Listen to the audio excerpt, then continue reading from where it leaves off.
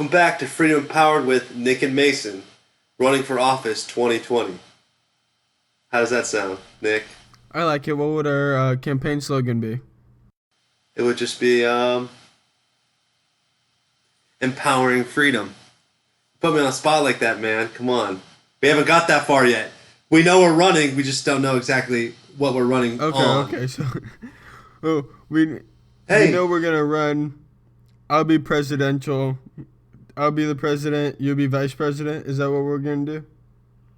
no, I thought I would be president, you'd be first lady. But Okay. I didn't see you like that, man. But hey,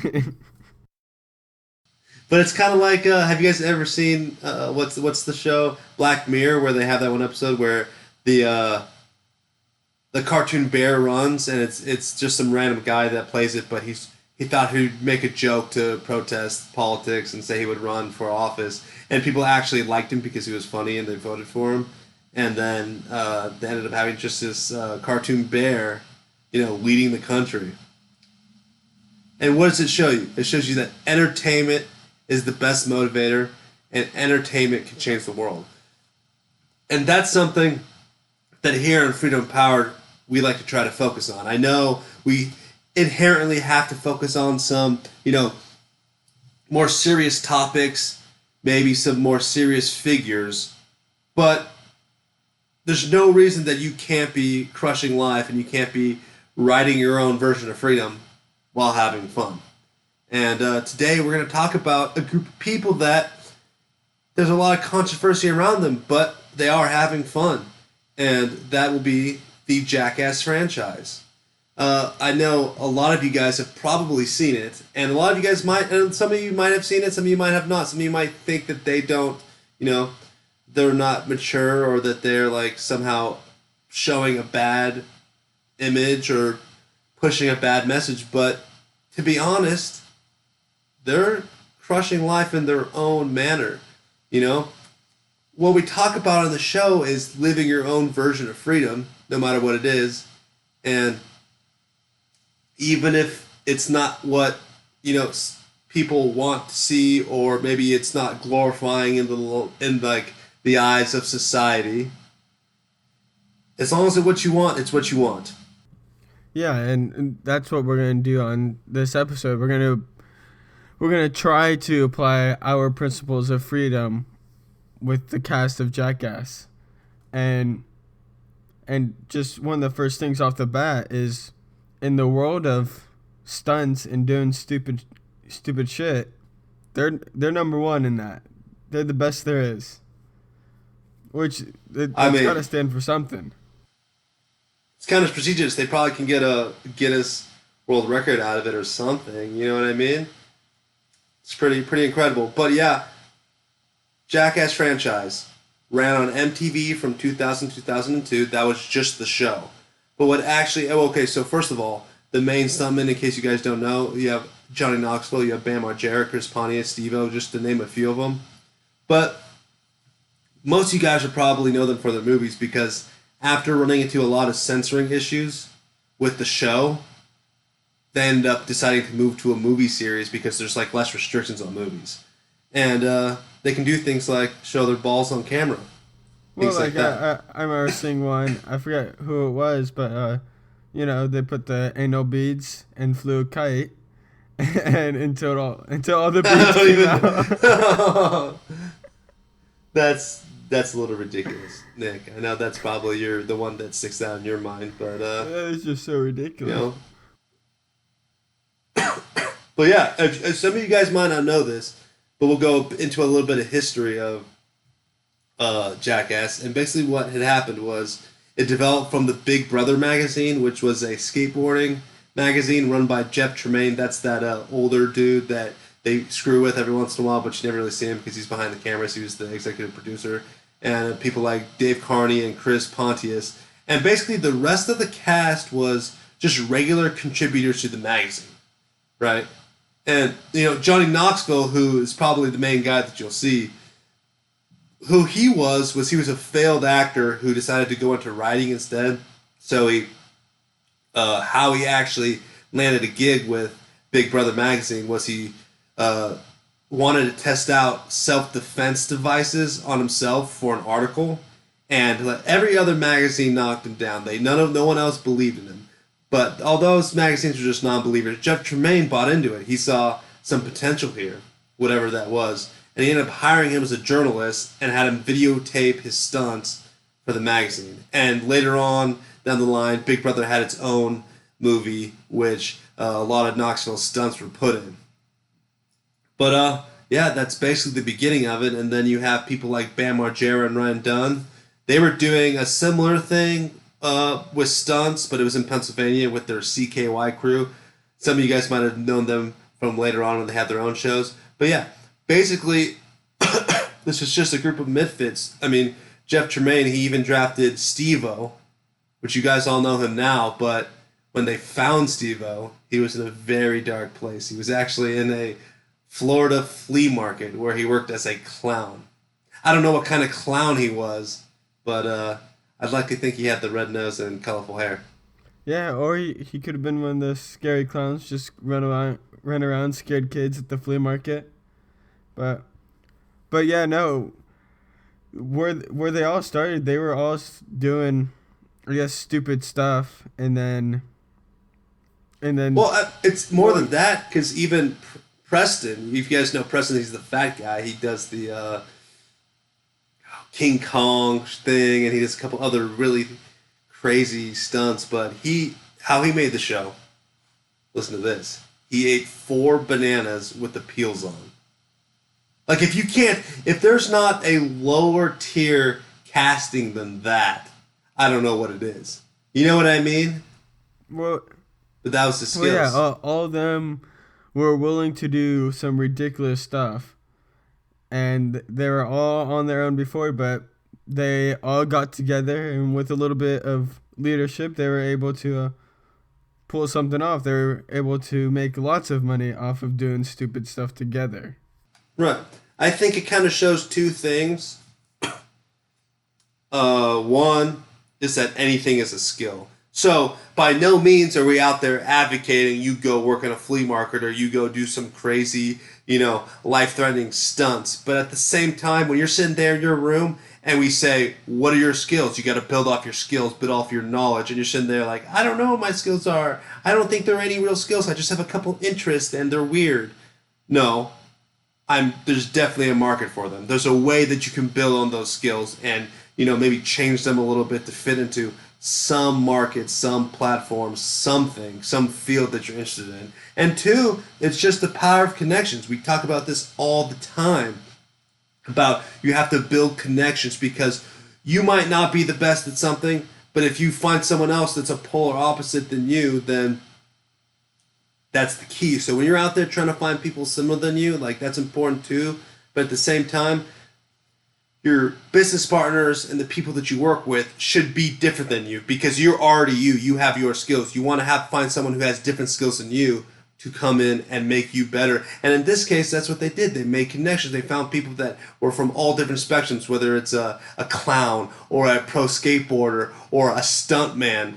And even a director like Jeff Tremaine, he was kind of like the father figure that kind of brought all of these rambunctious kids together. And together, they were able to create something that might not be inspiring, but at least was entertaining. You know what I mean? And they made money from it. And back to a little bit of history, it started out with a bidding war between MTV and Comedy Central, and then MTV ended up winning. And you'll find this is actually a fun fact. Did you know that there was a man named Jackass from Montana that sued them for $10 million? That's pretty ridiculous. Was he named Jackass or? Yeah, no, his name was Jackass. So I mean, it's actually kind of a more serious note, but he knew somebody that died of a drunk driving accident, so he changed his legal name to Jackass in order to kind of make a statement. But at the end of the day, he went out there and he sued and he tried to make money. And did he win the lawsuit or do you not know? I don't even know. I don't even know if he won. I don't know. I probably should have looked that up. But, I mean, I kind of want to say I hope he didn't, but there's a chance that he did. And then who would judge him? Who would judge him? I'm telling you that we're using this episode as kind of it's just kind of an example of might not support what they're doing, and I don't know if I would do it myself, but they did it and they were successful and they won. And can you really blame them for doing it? Were they hurting anybody? No. Were they stealing from anybody? No. So just because they were living their life in a manner that might not be socially acceptable, is that something to hate on? I don't know. Because if you're being successful and you're winning, no matter what it is, I think that, you got to give props to them. And, the Jackass movie, the first one, made $60 million off a $5 million budget. That's pretty successful. That's kind of on some tier of some other movies. You know what I mean? There's very few movies that do something like that. There was Supernatural. I think Saw also was filmed by some college kids in they were cinematographer college kids, and they filmed it in their dorm room. But yeah, there's not a lot of movies that do that. So either one, they're just really successful and they found an idea that people like, or two, all of you out there that watched it are just weird. You know what I mean? Someone's got to get props here. It's either you're giving them props, or if you don't think that they should have made money off this and they should have been successful off their idea, then it's all of you out there that are weird enough to go and watch it. But I enjoyed the movie. I thought they were funny. And as we say again, all you need is maybe a little bit of entertainment. Yeah, and the point is here that these guys were living their version of personal freedom. They're going out there doing ridiculous stuff that they enjoyed to do, and even though I'm sure a lot of you guys would disapprove or think what they were doing was weird, but that's what they wanted to do.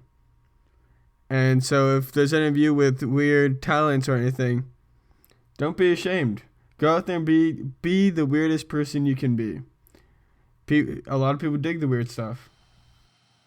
It's true. If you really look into it now, a lot of people out there, a lot of celebrities are weird. There's I forget what they're called, but there's the My Little Pony lovers. I think they're called Brownies or Brownies. They're people who have a My Little Pony convention, and it's a bunch of grown men who love My Little Pony. There's communities for everything. No, that's not a thing. But it is a thing. No, I know it's definitely not. But if you look into YouTube, you have people on YouTube that are videotaping themselves do weird things, and that's another point. Is that if you think that some of these people are making money where they shouldn't, or that they're a little bit weird, the world is changing. In the new world of social media, of just the internet, you can go on YouTube and be successful. You can make money off something like that. You have, I could just think of a couple. There's that guy who eats random stuff. You know what I'm talking about? He'll drink a full bottle of Patron, or eat just some weird things. Or there's even I don't know if you guys know, this is more subtle one, but there's that one YouTube channel where they'll heat up a knife to 2,000 degrees and then cut random things in half. And first of all, how simple of an idea is that? And second of all, how much does it cost to produce? Nothing. And they get a couple million views per video, and they're, so that translates to, however much money, maybe a couple $100,000. So I'm not saying that you shouldn't focus on developing in-depth real life skills, but at the same time, if you have some weird habit or some weird interest that you really like, there's ways to monetize anything. There's ways to make anything a career now. You could go on the internet and you can reach millions and millions of people and make a life out of your skill or out of your strange interest. I'm not saying that that's the way to go, but what we're here to do is talk about all types of success and all types of freedom and people that are choosing to live their life of freedom. That's what we do here on Freedom Empowered. So if your version of that is to videotape yourself doing some weird hobby, then, all the power to you. We don't discriminate here on Freedom Empowered. Yeah, and we're going to go back to more the facts, I guess. We're going to go dive into the lives of the people of Jackass and just how they were somewhat of screw-ups, just fools when they started, but they evolved into rich fools, basically. So first person we're going to talk about is Steve-O. Steve-O's dad was actually the South America president of Pepsi Cola. And so he grew up rich, and then he went to university. He dropped out of the University of Miami. But wait, he ended up going to another university. He said, the education might be important. And then he dropped out of University of New Mexico. But then he finally graduated college. In 1997, he graduated Clown College. Probably his greatest accomplishment before Jackass. It's possible. But even then, he didn't even get hired by the company that hosted the Clown College. They didn't hire him. He wasn't good enough clown for them. So, I mean, if you're not good enough to get hired by a company that literally is the one who sent you to the Clown College, I don't know. But what he ended up doing was he ended up working at a flea market swap meet in Fort Lauderdale as a clown. And I don't know. I've been to a couple of swap meets, but that couldn't have been very, exciting work. Maybe it was for him. I don't know. Maybe he was just doing what he had to. And I just like to think of it as working on Venice Beach. I don't know if any of you have been there, but they have some weird things going on there. They have, it's in California, by the way. I'm sorry, I forgot that there's not a lot of, some people might just not even know. But Venice Beach is a beach in California. It's by LA. It's one of those, little stranger places. But they have things like a dog that wears a bikini and plays dead, and people tuck dollar bills into it. It's just one thing. If that's not weird enough for you, they have people that give bad advice for $1. There's this one guy who has like a toga on, and he has an electric guitar, and he's on rollerblades, and he goes around flinging his like music recordings at people, and he's been there for years. So I would assume that maybe he probably hasn't been too successful, but yeah, they're just all out there doing what they want, and they're not successful per se, but at the same time, I don't know, Steve-O was, so maybe they will one day too. Well, even just talking about the people working at Venice Beach, they may not be successful, but they're at least pursuing their passion, and hopefully one day they make it. But I mean, yeah, I think it's an interesting, combination. But I definitely,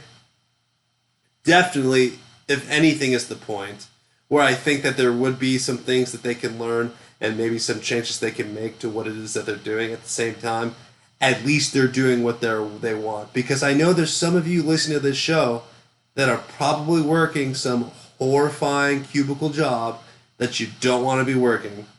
And you're just thinking, you know what I mean? Where you're going to work every day and you're hating it. And even if these guys might be semi-homeless or screw-ups, if you hate your job more than they do, then they win, right? You know what I mean? So that's basically the point here is find a way, do what you want. yeah, and like why is this saying like I can't wait for the weekend? Like a lot of people who hate their jobs, they're always like, oh, I can't wait for the weekend. I get to relax and watch some TV. Well, why can't it be like I can't wait for Monday. I get to go into work and do my dream job. And like that's like the, I guess, level of happiness we want our listeners to have. Just go out there and do what you love to do. Right. Exactly. I don't even know.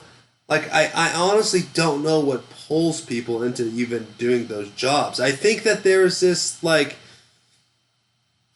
I think there's like this social like just norm out there that where they have this stringent, progression of success that goes, you enter the school system super young and then you graduate high school, and what is the thing you have to do after that? You have to go to college. Everyone goes to college, and then they go through college in a super rigid, like focused environment where they tell you pick a subject. So you're picking a subject, you know what I mean, Nick? You're picking a subject and then you're focusing on that subject. So then when you graduate, you're thinking to yourself, I have to get a job in this field that I just got my major in.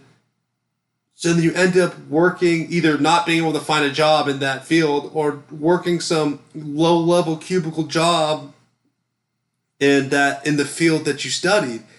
And it's all social. It's all these social barriers that are put up, in today's culture. And what people need to realize is that's not the case. One, you don't even need to go to college, and two, even if you do, you don't need to, be close-minded about your opportunities. You can go out there, do something you want, do something on your own. And there's a lot of jobs out there that are available, but you have to go look for them. You know what I mean? Everyone just goes and works for that insurance company, or they go and work for that business where they're going in with the tie every day.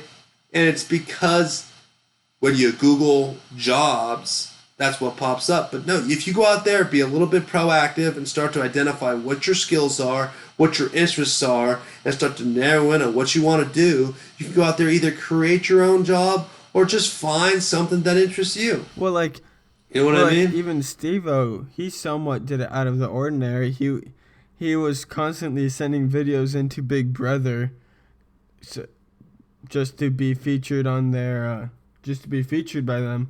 And then he was later recruited for Jackass, just because he kept sending in the videos, and they ended up liking what he was sending.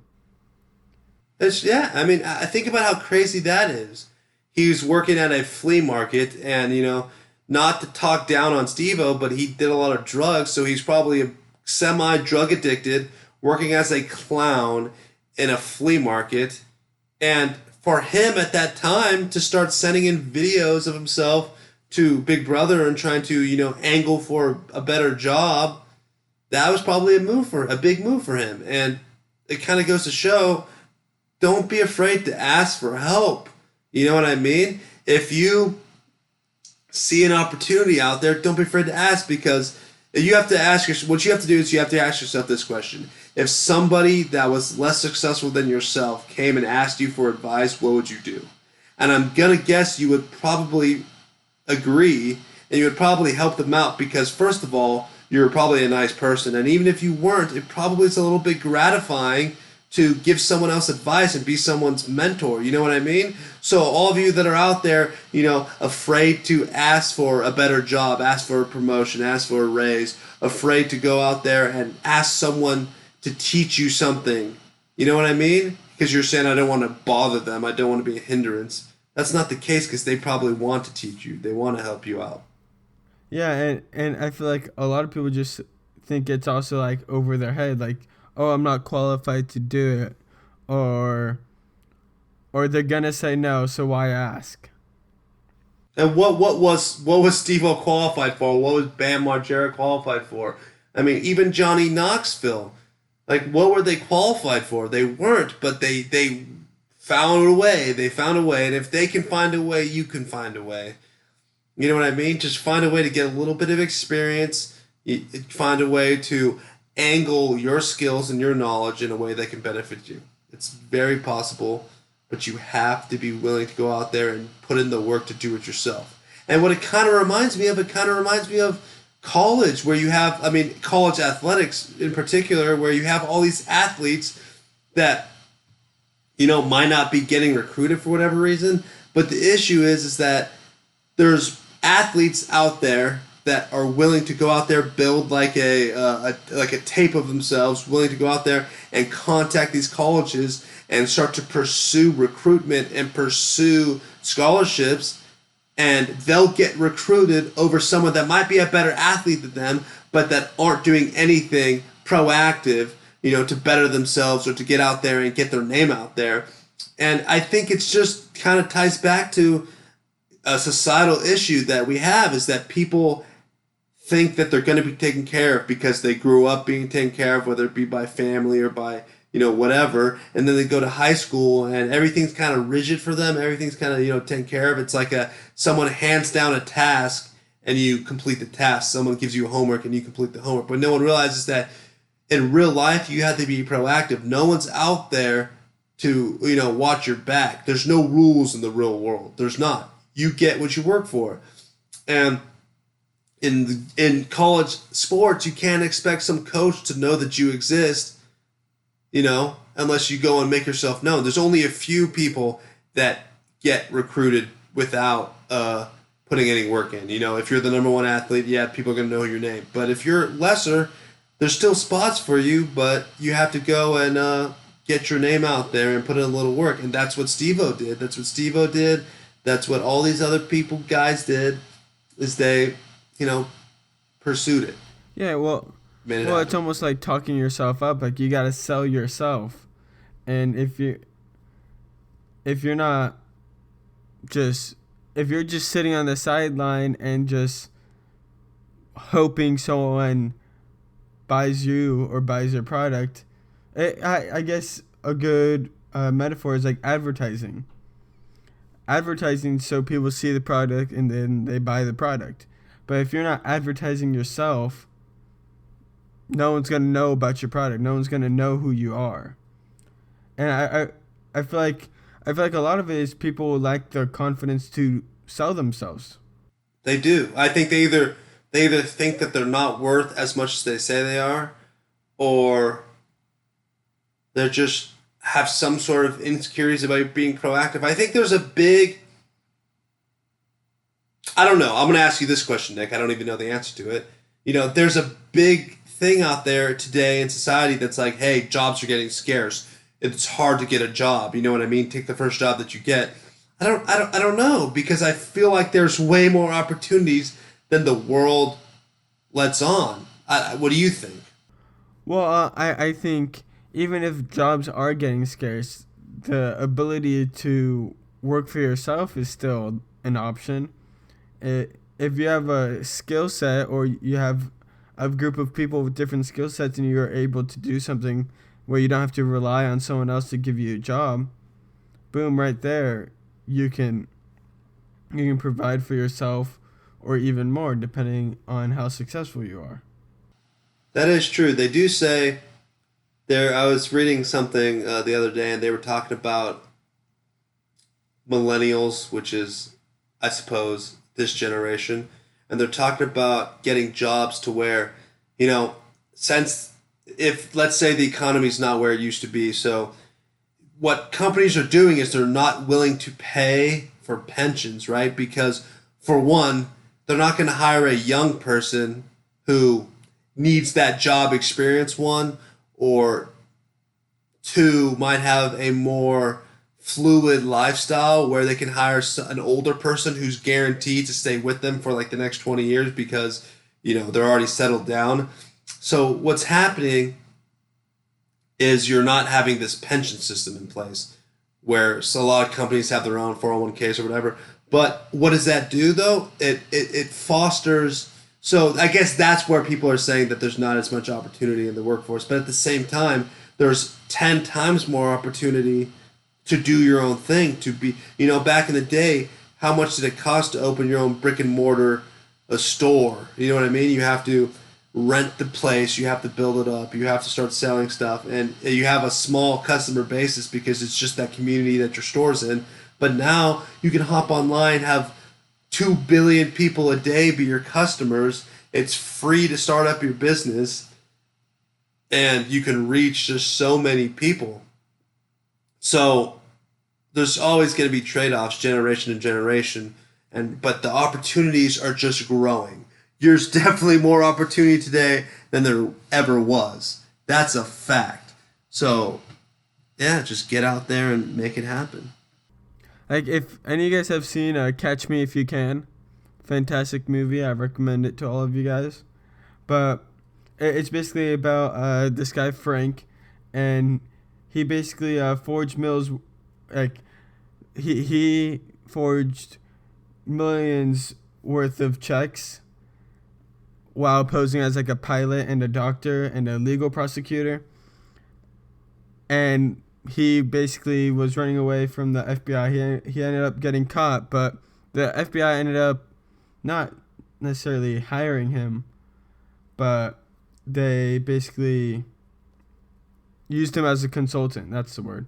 They used him as a consultant to help them find criminals who were doing what he was doing.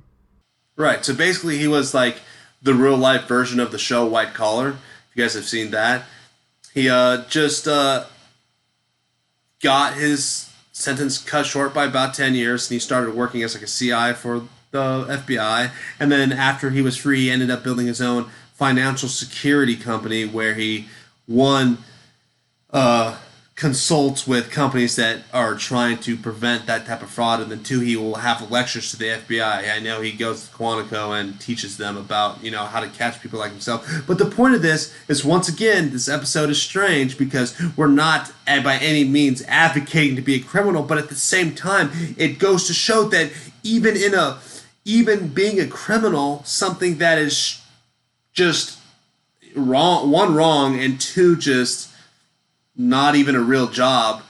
If you're the best, you can be successful, because this guy was the best damn criminal the world has ever seen, and it got him out of jail and it gave him a job.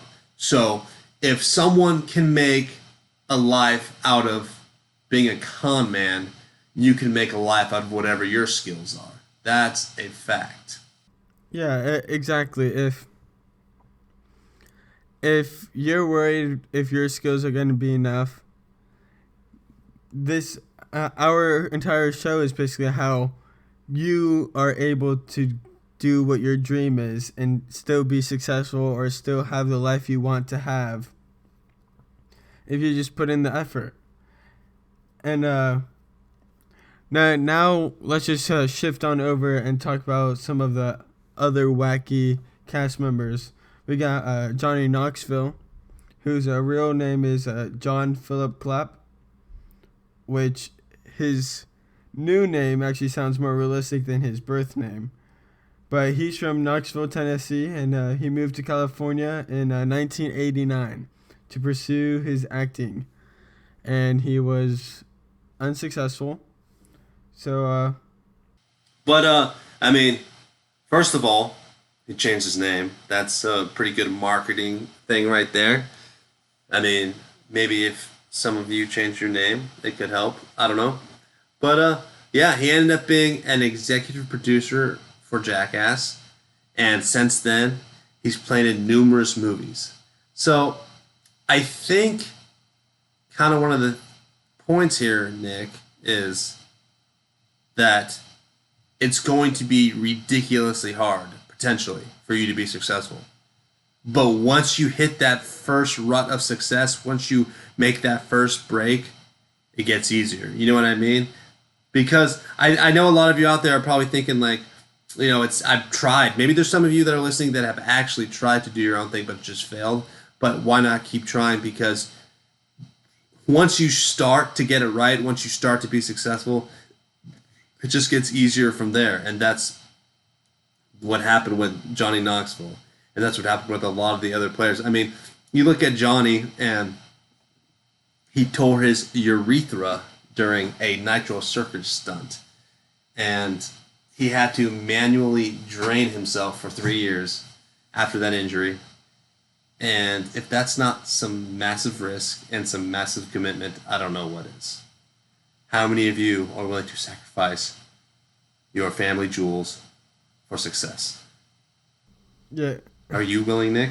I would say right now, no. I don't think podcasting requires me losing my family jewels. You never know. Extreme podcasting will be the first. Extreme. Patent pending. Extreme podcasting. But yeah, you look at people like Knoxville, and it said that he hurt himself on Nitro Circus, which is Travis Pastrami's um, show, right? But push or whatever it is, it doesn't matter. But how many people are willing to do jobs like that? You know, Travis Pastrami, he'll do crazy tricks that might kill him.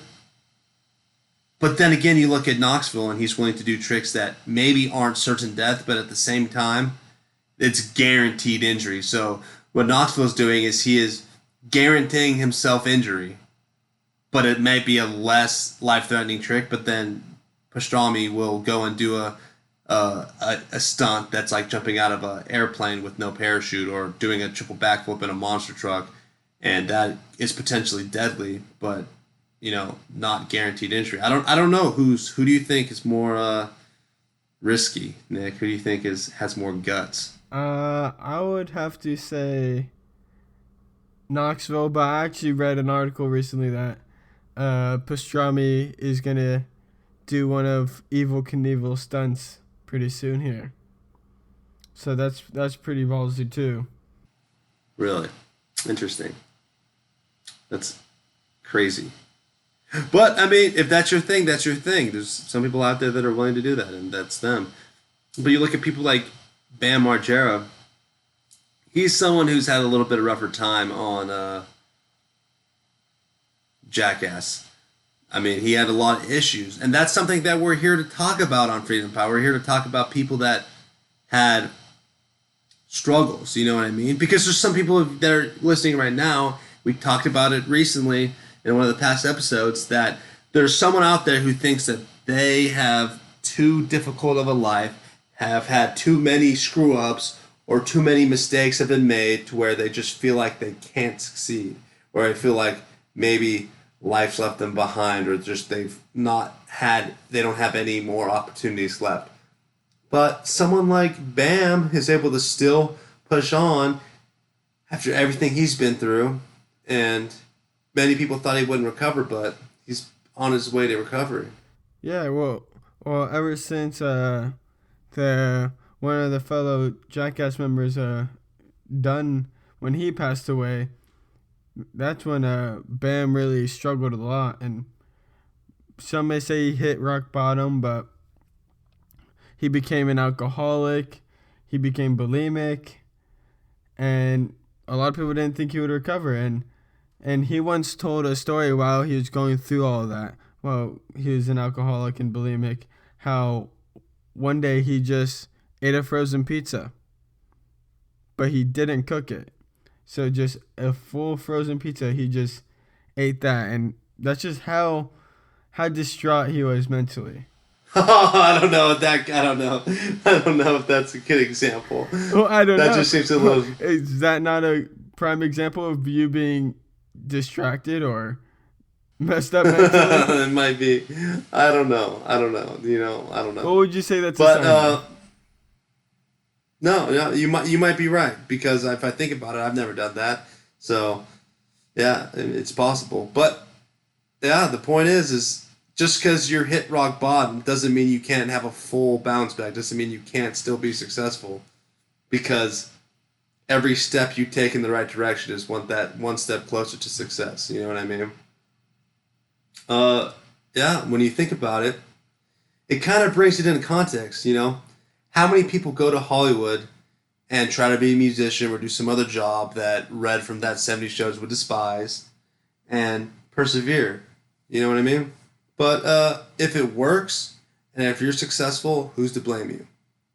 There's someone that's always going to laugh at you. If you're out there doing your own thing, especially if it's a little bit weird like what these guys are doing, you're going to have a hater. You're going to have someone that disagrees with you. It might be a parent, it might be a friend, who knows what it is. But someone is going to tell you to your face that they don't think that you can be successful.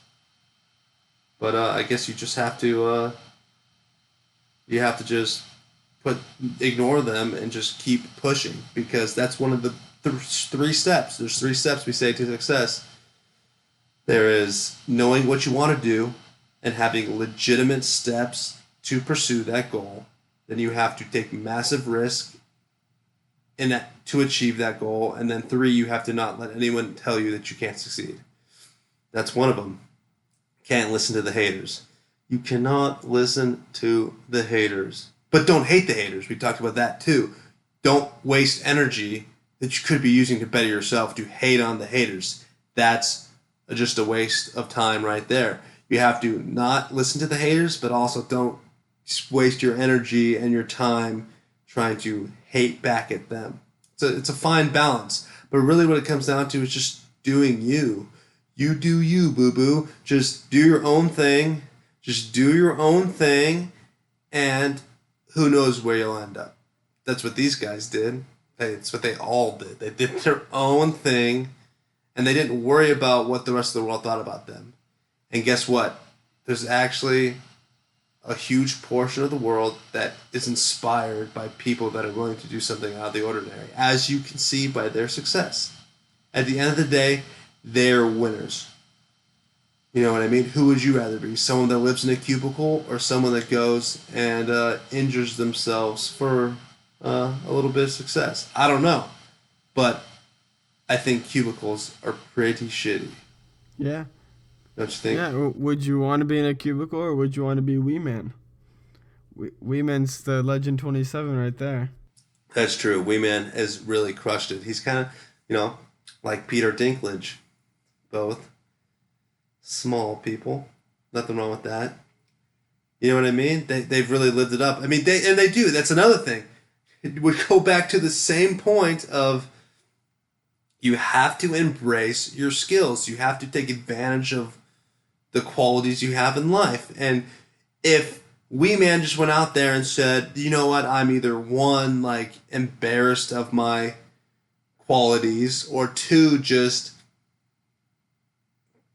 didn't take advantage of them, who knows where he would be. But he went out there and did some crazy stuff. He went out there and built off the way he is, and he did some funny stunts that had to do with him being a little person. He did the thing where they put him in the duffel bag and had him escape the duffel bag. I know he did a little skateboarding thing with a bunch of other little people. He did the bar fight as a little person. There's a lot of funny things he did, and that was a quality that he took advantage of. So whatever it is out there that you have, I don't know what it is. It doesn't have to be physical, but all of you out there have something that you do, whether it's a weird laugh or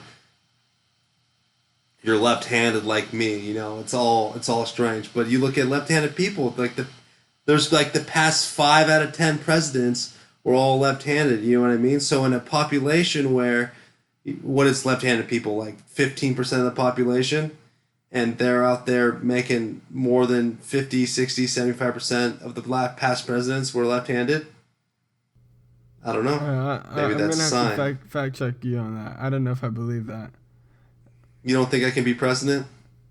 No, I think you could be vice president, but no. More of a useless job, I'd say.